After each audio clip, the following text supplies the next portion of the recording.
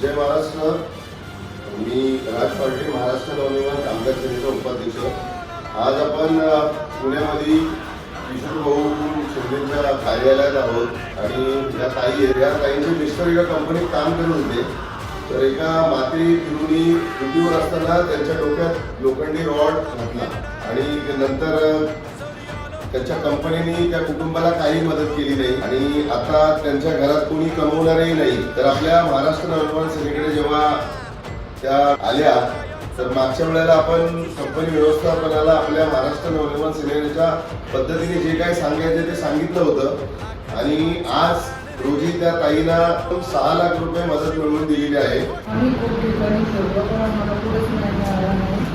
मग तुमच्याकडे आले सगळे त्यांनी आम्हाला सगळं व्यवस्थित सांगून समजून त्याला बोलवून आणि 2-3 मीटिंगमध्ये आमचं काम पूर्ण केलं.